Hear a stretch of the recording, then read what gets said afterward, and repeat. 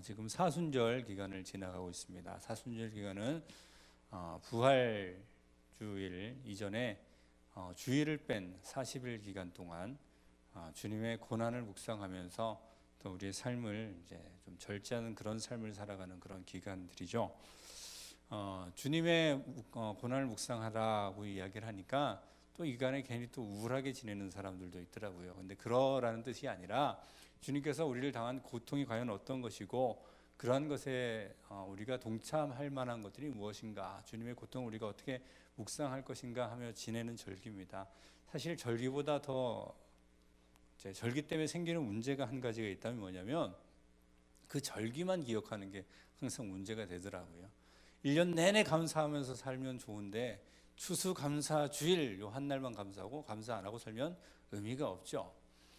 1년 내내 주님의 고난을 우리가 알고 묵상하고 주님께서 우리를 향해서 이렇게 고통을 받으셨구나라는 것을 묵상하면서 살아가야 할 터인데 사순절 기간만 바짝 그렇게 살고 나머지는 자기 마음대로 흥청망청 산다면 사순절은 별 의미가 없을 것입니다. 어떤 날을 기념하는 것보다 더 중요한 것은 무엇이냐면 우리가 과연 주님을 위해서 하고 있느냐라는 것이 훨씬 더 중요하다는 겁니다. 로마서 14장 5절 6절 말씀 이렇게 기록되어 있습니다. 함께 읽어보겠습니다. 시작.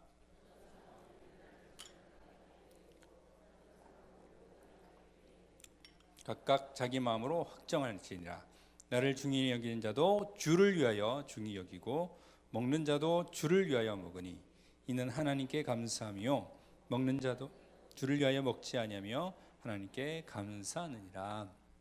여기서는 이제 안식일 문제 뭐 이런 것들 때문에 절기 문제 때문에 고린도 로마서에서 이제 성도들에게 하는 유대인들과 또 이방인들이 섞여 있는 교회에 이런 이야기들을 하고 있는 것인데, 자, 뭐 이 날이 중요하다, 저 날이 중요하다, 이것이 중요하지 않다는 것이죠. 그거 무엇을 하든지 무엇을 위해서 하라고요? 주님을 위한 것인가라는 것이에요. 우리가 사순절 기간을 지나가면서 뭐 금식할 수도 있고요, 안 할 수도 있습니다.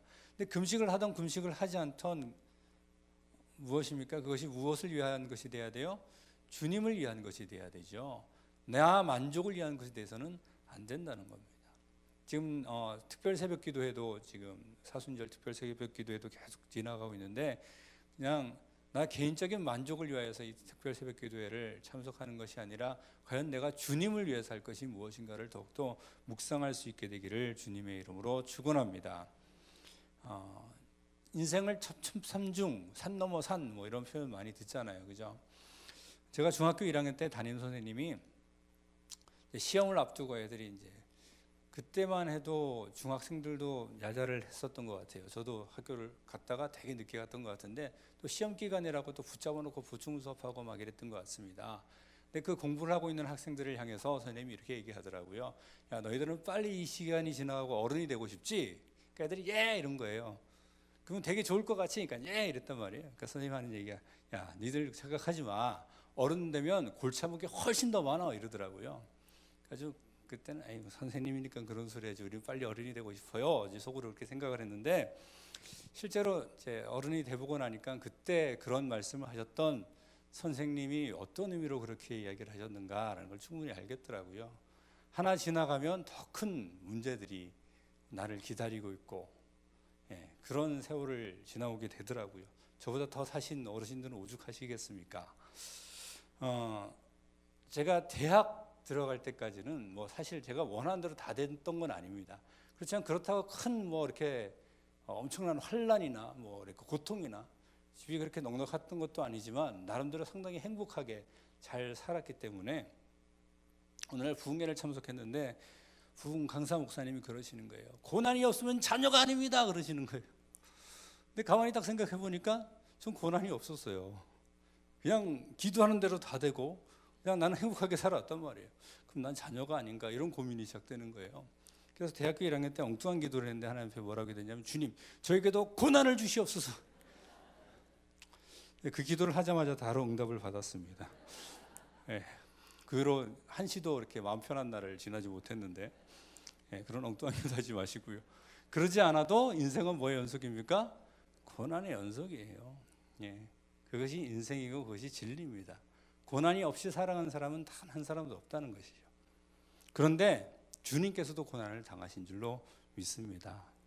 과연 주님의 고난과 나의 고난과의 관계는 과연 무엇일까?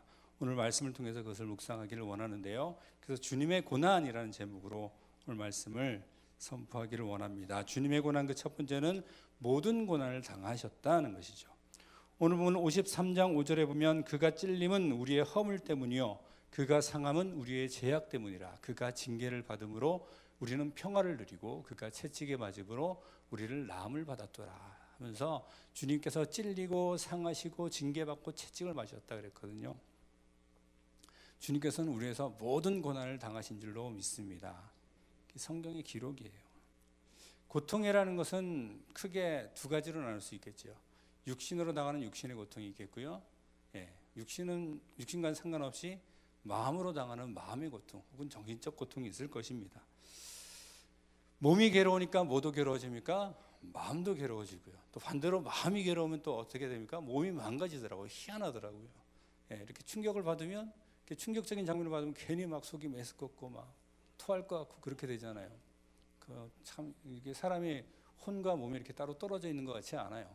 서로 이렇게 연결되어 있는데 가장 큰 고통은 무엇이냐면 그것이 두 가지가 한꺼번에 밀려오는 거예요.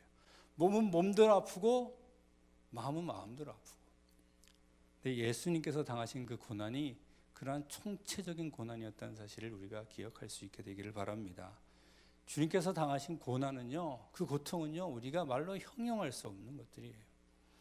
몇 해 전에 패션 오브 크라이스트라는 그 영화, 멜 깁슨 감독이 만든 그 영화가 상당히 유명해졌었는데, 그 영화에서 그리스도의 순환에 대해서 옛날에도 예수 영화가 있었잖아요. 근데 그거는 이제 그냥 이렇게 일반적으로 묘사를 했어요. 예수님 십자가 지시고 이런 것을. 근데 그 멜 깁슨 만들었던 그 패션 오브 크라이스트는 상당히 사실적으로 묘사를 해서 많은 사람들의 충격을 주기도 하고요.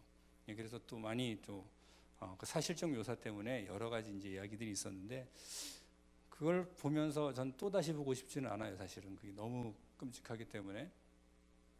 근데 그걸 보면서 어쩌면 저거보다도 더 심했을지도 모른다라는 생각을 했습니다. 왜냐하면 영상으로 표현하는 것은 여전히 한계가 있기 때문에 그래요. 그래도 뭐 이렇게 영상으로 보이니까 그냥 그렇게 그 배우가 연기할 수 있을 정도만 했을 거 아니에요. 당시 예수님을 그 십자가 틀로 끌고 가던 그 로마 병정들이 예수님을 사람 취급 안 했단 말이에요.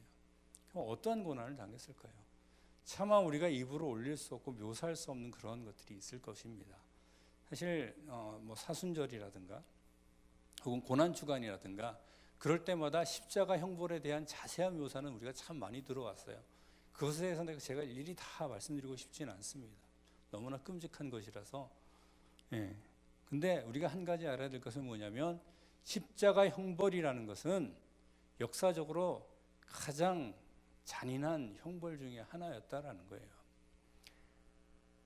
예수님이 십자가에 이렇게 뭐 못이 박혔다 뭐 이런 이야기를 듣지만 못 박혀서 사람 죽는 게 아니거든요. 십자가 형벌이라는 것이 그거래요. 사람을 매달아 놓고 말려서 죽이는 거라 그러더라고요.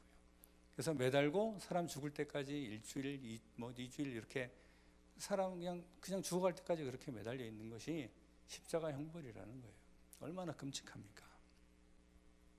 성경에 의하면 예수님께서는 그 몸이 찔리고 상하시고 징계를 받고 채찍에 맞으셨고 십자가를 지기도 전에 이미 예수님께서는 끔찍한 채찍질 때문에 몸은 탈진할 대로 탈진해 있는 상태였습니다.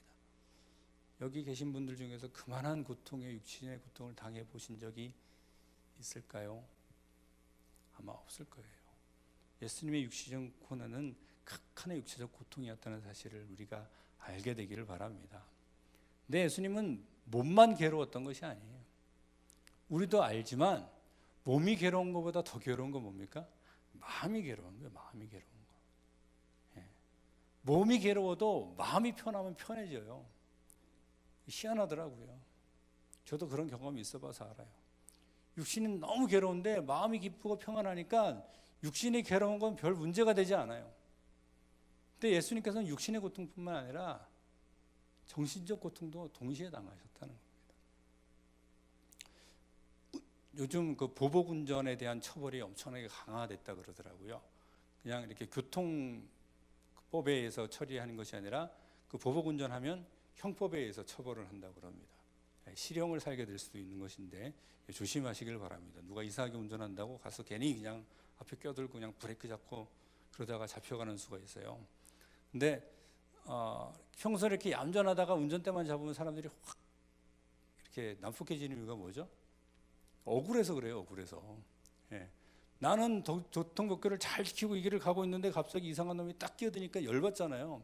그러니까 보복 운전하는 거예요. 사람은 그렇게 억울한 거를 참지 못하는 게 사람 모습이에요.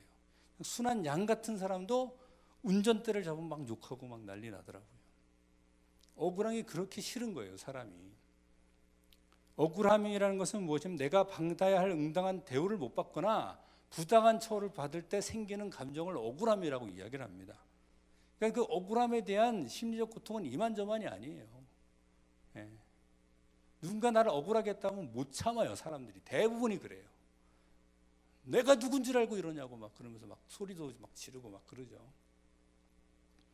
근데 예수님은 어떻습니까? 예수님이 십자가를 지실 분입니까? 예수님은 아니에요. 아무런 죄도 없이 잘못한 것도 없이 오히려 잘했는데 십자가를 지신 분이 바로 예수님이었다는 거죠. 예수님의 심정을 여러분들이 이해할 수 있을 것 같아요. 거기서 끝나는 것이 아니라 그분은 바로 창조주 하나님이었다는 거예요. 창조주 하나님인데 피조물들에게 온갖 비난과 조롱을 다 받으셨다는 거죠. 마음이 얼마나 괴로웠을까요? 누가복음 23장 11절에 보면 헤롯이 그 군인들과 함께 예수를 업신여기며 쉽게 생각했다는 거예요. 여러분들이 누군가 여러분들을 쉽게 생각하면 여러분 가서 따지겠죠. 내가 누군지 알아? 왕년에는 내가 이랬던 사람이야. 소리 지르고 난리가 날 겁니다. 근데 예수님은 하나님이신데 별것도 아닌 것들이 로마 병정이 예수님을 업신여겼다 그래요. 마가복음 15장 19절에 보면 갈대로 그의 머리를 치며 한번 그 장면을 한번 상상해 보십시오. 침을 뱉으며 손으로 이렇게 때리는 것도 기분 나쁜데 손으로 이렇게 건드리는 게 기분 나쁜데 갈대로 툭툭 건들면서 침 뱉으면서 경배하는 척해요. 예수님 마음이 어떻겠습니까? 근데 그게 다가 아니에요. 정말 예수님이 괴로운 것은 따로 있었습니다. 예수님께서 마태복음 26장 37절 38절에 보면 베드로와 세베대의 아들 두 아들 베드로, 야고보, 요한 이 세 명을 따로 데리고 와서 겟세마네에서 기도하시기 전에 이렇게 말씀하십니다. 고민하고 슬퍼하사 이에 말씀하시되 내 마음이 고민하여 죽게 되었다라고 주님께서 말씀하세요. 이미 십자가를 지시기 전에 잡히시기 전에 예수님께서 말씀하신 고백이 무엇이냐면 내 마음이 고민하여 죽게 되었다. 극한의 스트레스를 받고 기도하는 때 땀이 떨어져서 핏방울이 됐다 그러잖아요. 그 정도로 스트레스를 받은 거예요, 예수님이. 왜 그랬을까요? 어떤 사람은 물어봐요. 아니 창조주 하나님이 뭐 십자가 따위가 무서워가지고 그렇게 두려워 떨면서 그렇고 혼이 고민하여 죽게 되었다고 이야기하냐고. 좀 이상하잖아요. 사실 예수님께서 당기선 육체적 고통이라든가 그런 어떤 상황적인 그 억울함 같은 거는 초대교회 성도들도 사도들도 똑같이 받았어요. 담대하게 그걸 받고 나갔잖아요. 근데 어째 하나님이신 그분께서 내가 슬퍼서 죽게 되었다라고 이야기를 합니까? 예수님이 진짜 고통은 따로 있었습니다. 그것은 무엇이었냐면 하나님께로부터 버림받는 상황이었어요. 육신의 고통 따위가 문제가 되는 것이 아니고 사람들이 나를 조롱하는 것이 문제가 아니고 하나님께 버림받아야 되는 상황이에요. 그 상황은요, 예수님도 괴로웠고요. 누구도 괴로웠을까요? 아버지도 괴로웠어요. 마태복음 27장 46절 말씀을 함께 읽어보겠습니다. 시작.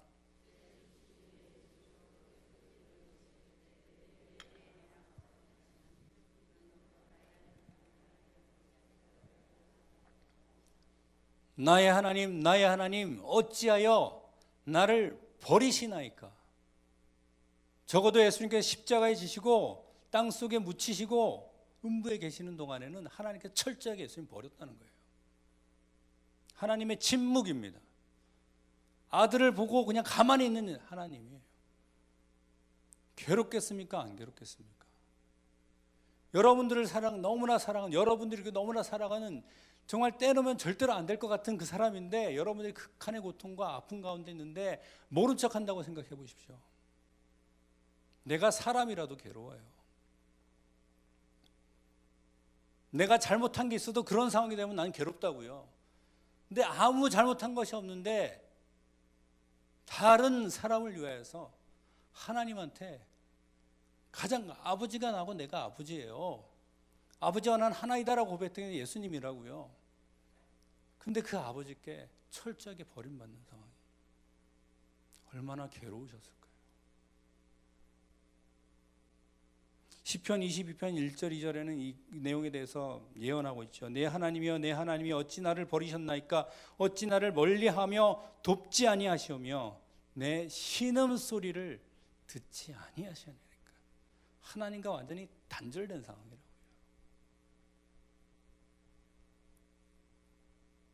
예수님의 고통은 바로 이것이었습니다. 하나님께로 철저하게 버림받는 것. 원래 누가 그렇게 돼야 돼요? 나라고요, 나. 하나님 앞에 철저하게 버림받아야 되는 건 예수님이 아니고 바로 내가 그렇게 버림받아야 되는데 그것 때문에 예수님이 대신 버림받아요. 예수님의 마음의 고통은 바로 그것이었어요. 주님의 고난 두 번째는 우리를 위한 고난이었다는 것이죠. 본문 53장 4절입니다. 함께 읽어보겠습니다. 시작.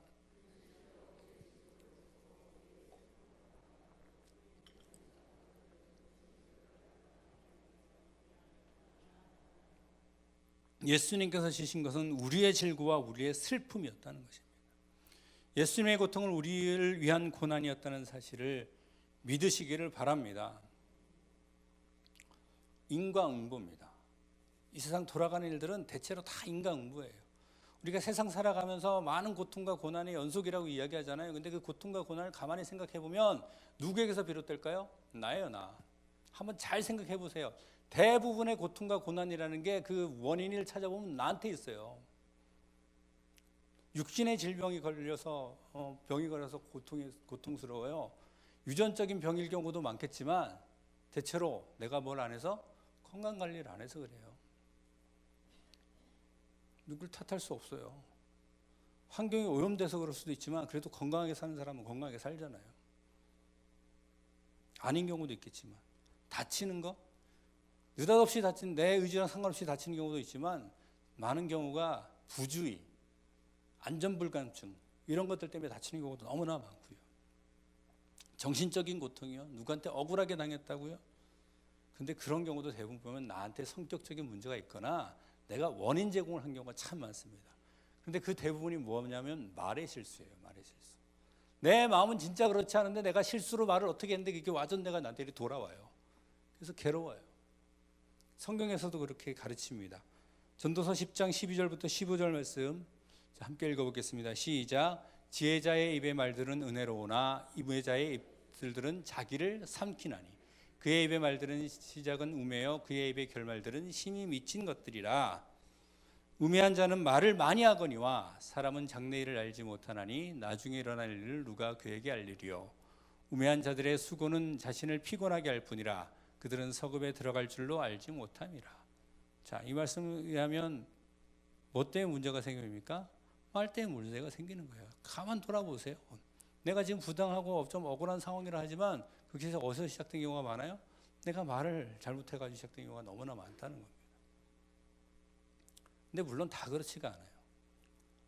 상당수의 우리가 당하는 고통과 고난은 나로부터 원인이 되지만 아무리 따져도 그렇지 않은 경우는 분명히 있을까요? 없을까요? 있어요. 그러면 그 고통을 내가 받지 않아야 될까요? 그것은 나한테 정말 억울한 고통일까요? 이유 없이 고통당하는 경우는 분명히 있습니다. 그리고 그러한 예도 어디에 나옵니까? 성경에 나옵니다. 대표적인 사람이 누굴까요? 욥이에요. 욥은 잘못한 게 전혀 없습니다. 하나님께로부터 의인이라고 인정받는 사람이고, 혹시 자기 자녀가 잘못했을까 봐 그것을 위해서도 하나님 앞에 제사를 지내는 사람이 바로 욥이라는 사람이었거든요. 하나님께서 사탄이 이렇게 아팠을 때 사탄 앞에서 자랑할 정도로 의인이었던 사람이 욥이었습니다. 잘못한 게 하나도 없어요. 근데 누가 시험을 하기 시작합니까? 마귀가 시험하기 시작하니까 일순간에 모든 걸 다 잃어버리고 엄청난 고난에 휩싸이기 시작합니다. 그런데요, 욥이 그 과정에서 죄를 짓게 됩니다. 그 전까지는 하나님 앞에 잘못한 게 없었는데 그 상황이 돼서 친구 3명이 와가지고 위로함답시고 하는 말에 자기를 변론하다가 죄를 짓게 되죠. 그게 무엇이었냐면, 난 아무런 잘못한 것도 없어 라고 이야기를 하다가 난 아무런 것도 잘못한 것도 없는데 하나님께서 나한테 고통을 주는 줄 모르겠어. 결국 누가 누구보다 더 의로운 겁니까? 하나님보다 자기가 더 의로운 거예요. 고통의 원인이 뭔지, 하나님이 더 깊고 넓으신 뜻인지 그것은 헤아릴 생각은 안 하고, 나는 아무런 이유 없이 고통을 당하니까 이거는 하나님께서 잘못한 거야. 우리도 아무 이유 없이 고통당하다 보면 그렇게 기도할 때가 있어요. 하나님, 전 잘못한 게 없는데 왜 나한테 이런 시련을 주십니까? 욥이 그럴 자격이 있었을까요? 없었습니다. 욥기 32장 2절에 보면 이렇게 기록되어 있습니다. 함께 읽어보겠습니다. 시작. 람 종족 부스 사람 바라겔의 아들 엘리후가 화를 내니 그가 욥에게 화를 내면 욥이 하나님보다 자기가 의롭다 함이라. 하나님께서 이 이후에 엘리후가 화를 내고 난 이후에 하나님께서 폭풍 가운데 딱 나타납니다.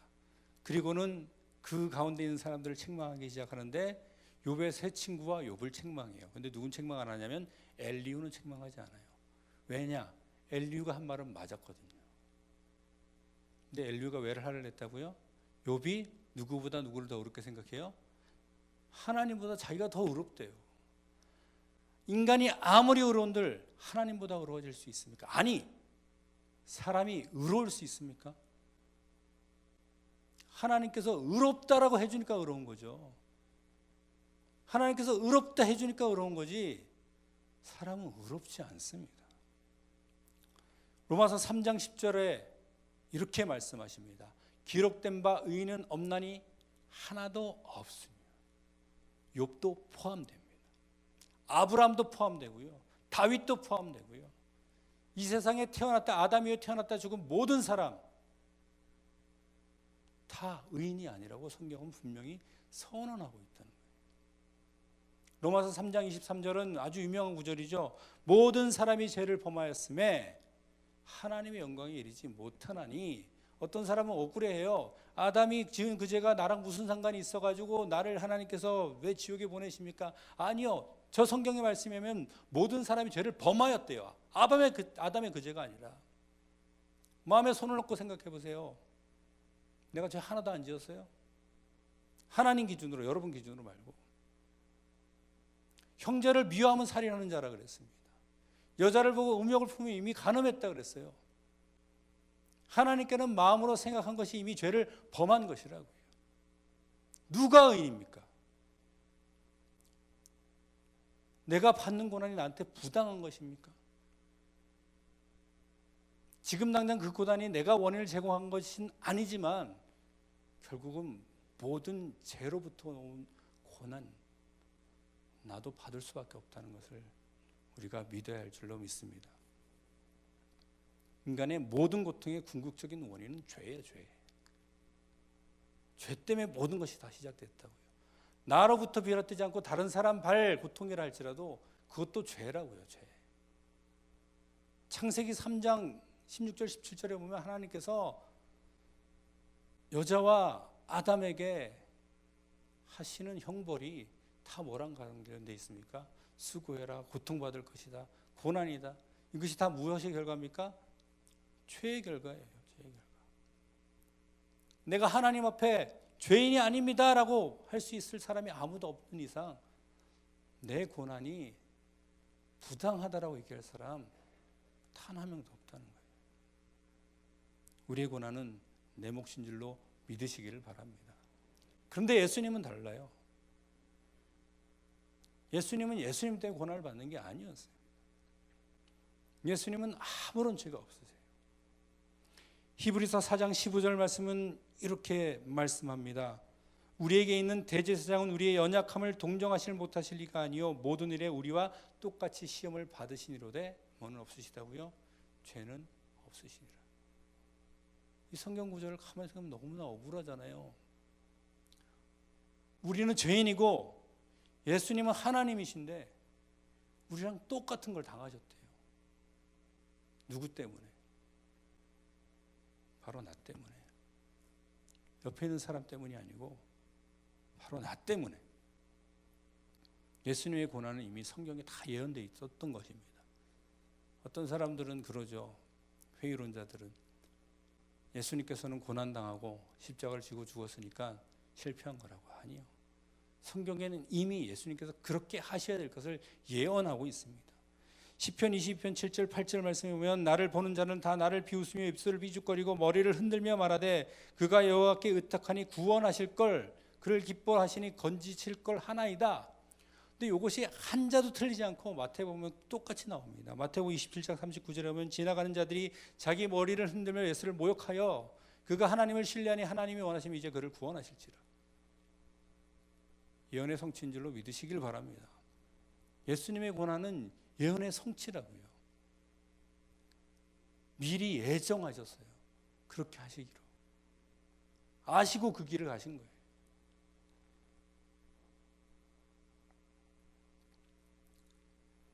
이사야서 53장 4절 말씀 우리가 다시 한번 함께 읽어보도록 하겠습니다. 이사야서 53장 4절 말씀입니다. 이사야서 53장 4절 말씀 함께 읽어보겠습니다. 시작. 그는 실로 우리의 질고를 지고 우리의 슬픔을 당하였거든 우리는 생각하기를 그는 징벌을 받아 하나님께 맞으며 고난을 당한다 하였노라. 그가 찔림은 우리의 허물 때문이요 그가 상함은 우리의 죄악 때문이라. 그가 징계를 받음으로 우리는 평화를 누리고 그가 채찍에 맞음으로 우리를 나음받았다. 아멘. 예수님의 모든 고통과 고난은 바로 나를 치료하기 위하신 것, 바로 나를 회복하기 위하신 것, 바로 나를 위한 것이었다는 사실을 우리가 믿기를 바랍니다. 주님의 고난 세 번째는 지극히 존귀하게 되십니다. 오늘 본문의 52장 13절에 보면 보라 내 종이 형통하리니 밭으로 높이 들려서 지극히 존귀하게 되리라. 사랑하는 성도 여러분, 주님께서 존귀하게 되신 줄로 믿으시기를 바랍니다.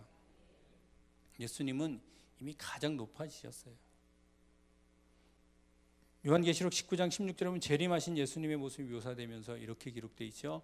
그 옷과 그 다리에 이름을 쓴 것이 있으니 뭐라고요? 만왕의 왕, 만주의 주. 영어의 표현은 King of Kings, 왕들 중에 왕. 그러니까 예수님은 세상 왕들이 있는데 그 중에서도 왕이에요. 만주의 주, Lord of Lords. 세상에 수많은 주님들이 주들이 있는데 그 중에서 주님. 주님보다 높으신 분이 있습니까? 없습니까? 없어요. 가장 높아지셨다는 거예요. 빌립보서 2장 9절 10절 말씀도 이렇게 말씀하고 있죠. 이러므로 하나님이 그를 지극히 높여, 지극이라는 것은 가장 높은 데 올렸다는 거예요. 더 이상 올라갈 데가 없다는 거죠. 모든 이름 위에 뛰어난 이름을 주사 하늘에 있는 자들과 땅에 있는 자들과 땅 아래에 있는 자들, 온 우주의 모든 것들이 모든 무릎을 예수의 이름에 꿇게 하시고, 모든 무릎이 주님 앞에 무릎을 꿇을 줄로 믿습니다. 그것이 우리의 비전이에요. 우리 오늘 찬양하잖아요. 우리 보좌 앞에 모였네 찬양하잖아요. 우리 비전이에요. 모든 온 세상의 모든 것들이, 온 우주의 모든 것들이 주님 앞에 무릎을 꿇을 것이라고. 가장 지극히 높으신 데까지 올라지셨다는 거예요. 근데 기억해야 될 것은 무엇이냐면 높아지시기 전에 가장 낮은 곳까지 임하신 분이 바로 예수님이었다는 거예요. 찬양 중에 이런 찬양이에요. 주의 이름 높이며 주를 찬양하나이다. 우리를 구하러 오신 주를 기뻐하나이다. 그 다음에 잘 보세요. 하늘 영광 버리고 이 땅 위에 십자가를 지시고 죄 사했네. 무덤에서 일어나 하늘로 올리셨네. 주의 이름 높이리. 보면 V자입니다. 그죠? 저기 노랗게 된 부분을 영어로 보면 이렇게 돼 있어요. You came from heaven to earth. 예. 하늘로부터 땅으로 오시고요. 그 다음에 from the earth to the cross. 땅에서도 어디로 가셨습니까? 십자가를 향해서 가셨고 from the cross to the grave. 십자가에서 어디로 묻히셨습니까? 무덤까지 묻히셨어요. 그런데 무덤에서 부활하시고 어디로 올라가셨습니까? 하늘로 올라가셨다는 겁니다. 가장 낮은 곳까지 임하신 예수께서 가장 높은 곳까지 올라가신 줄로 믿으시기를 바랍니다. 누구든지 높아지려거든 어떻게 하라고요? 자기를 낮추는 자가 되야 된다. 이것이 높아짐의 원리인 줄로 믿습니다. 에베소 4장 9절 말씀도 이렇게 기록하고 있습니다. 함께 읽어보겠습니다. 시작.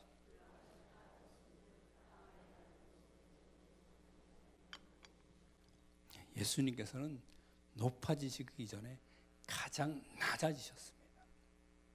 우린 누구의 길을 따라가는 사람입니까? 우린 누구의 길을 따라가는 사람들이에요? 예수님의 제자들이잖아요. 예수님의 뒤를 따라가는 사람들이잖아요. 그럼 주님과 똑같이 되기를 주님의 이름으로 축원합니다. 낮아짐이 없이 높아질 수가 없어요. 고난이 없이 부활이 있을 수 없다고요. 그리스도인이라면 물론 세상 살아가는 모든 사람들이 고통을 받겠지만 그리스도인이라면 더욱더 고난이 따라올 수밖에 없다는 거예요. 세상 사람들은요 조금만 나쁜 마음 먹으면 편하게 살 수 있어요. 솔직히 이야기하면 나쁜 마음 먹으면 충분히 자기 편하게 살 수 있어요. 신경 끄면 돼요. 양심 버리면 돼요. 그럼 마음이 괴로울 것도 없고 몸이 괴로울 것도 없습니다. 근데 그리스도인은 그렇게 살아갈 수가 없어요. 그리스도인이기 때문에. 예수님께서 요한복음 16장 말씀에 상당히 이렇게 역설적인 말씀을 하십니다. 함께 읽어보겠습니다. 시작. 이것을 너에게 이르는 것은 너희로 내 안에서 평안을 누리게 하려 함이라.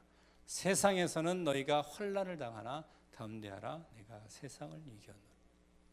내가 너에게 이것을 이루면 주님께서 제자들의 십자가를 지기 전에 제자들에게 엄청난 이야기들을 많이 해요. 막 제자들이 부담스러울 정도로 많이 말씀하시거든요. 근데 그게 죄다 무슨 말씀이었냐면 아까도 얘기했지만 부담되는 말씀이에요. 걱정되는 말씀이에요.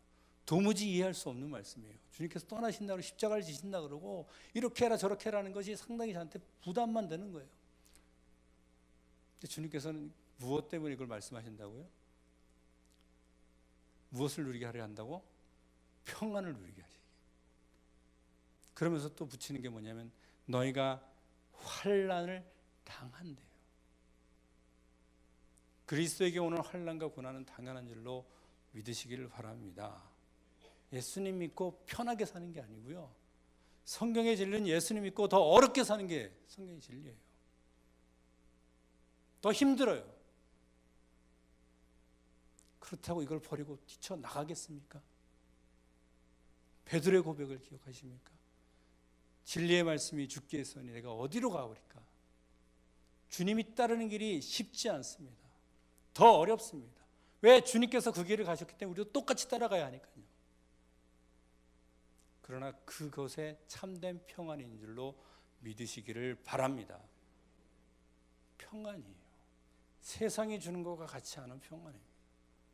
세상 사람들은 그리스도인을 이해할 수 없어야 돼요. 쟤는 뭐가 좋아서 저렇게 맨날 웃어? 내가 보기엔 하나도 좋을 거 없는데. 세상 사람들이 여러분 보고 그래야 된다고요. 여러분들 보고 그냥 당연히 이해하면 내가 뭔가 잘못 살았다 생각할 수도 있어요. 그렇다고 제가 아까 기도했던 것처럼 고난을 주세요 이렇게 기도할 필요는 없고요. 그렇지 않아도 힘들어요. 예수님을 따르면 우리가 각각 십자가를 져야 할 줄로 믿습니다. 누가복음 9장 23절에 또 무리에게 이르시되 아무든지 나를 따라오려거든 자기를 부인하고 날마다 뭐를 지고 제 십자가를 지고 나를 따를 것이니라. 마태복음 11장 29절도 이렇게 기록하고 있습니다. 나는 마음이 온유하고 겸손하니 나의 멍에를 메고 내게 배우라. 이 말씀이 언제 나온 거냐면 수고하고 무거운 짐진 자들아 다 내게로 오라. 내가 너에게 힘을 주리라 말씀하시고 하시는 말씀이 뭐냐면 내 멍에를 메고 따라오래요. 그러면서 예수님께서 하시는 말씀이 그 내 멍에는 쉽고 가볍다고 말씀하십니다. 예수님을 따라가지 않잖아요. 잠깐 편한 것 같아요. 더 좋은 것 같아요. 근데 나중에 훨씬 더 무거운 것이 따라옵니다. 주님 안에서 당하는 고난이 훨씬 가벼운 것인 줄로 믿으시기를 바랍니다. 내가 하나님의 자녀라면요, 주님과 함께 높아지기를 원한다면 고난받는 것이 당연하다는 것을 우리가 알고 살아가길 바라고요, 오히려 기뻐할 수 있게 되기를 바랍니다. 로마서 8장 17절 말씀입니다. 자녀이면 또한 상속자 곧 하나님의 상속자요 그리스도와 함께 한 상속자니 우리가 그와 함께 영광을 받기 위하여 모두 받아야 된다고요. 고난도 함께 받아야 할 것이니라. 말씀을 마무리하도록 하겠습니다. 사순절 맞이해서 주님의 고난을 묵상해 봤습니다. 주님께서는 모든 고통을 당하셨습니다. 사람이 당할 수 있는 모든 극한의 고통을 다 당하신 분이 바로 예수님이었어요. 근데 그 고통은 바로 나를 위한 것이었다는 거죠. 그리고 그 고통과 우리가 함께하고 주님을 따라간다면 그것은 훨씬 가벼운 짐이 될 것이고, 결국은 예수님께서 가장 높은 곳에 자기 이름을 높이셨던 것처럼 우리도 주님과 함께 높은 자가 될 줄로 믿습니다. 주님의 고난 기억하는 2주간의 주님의 고난을 묵상하면서 나도 주님을 따르겠습니다 라고 다짐할 수 있는 우리 모든 성도들 되시기를 주님의 이름으로 축복합니다. 기도하시겠습니다. 하나님 아버지, 주님의 고난을 말씀 가운데 묵상해 보았습니다.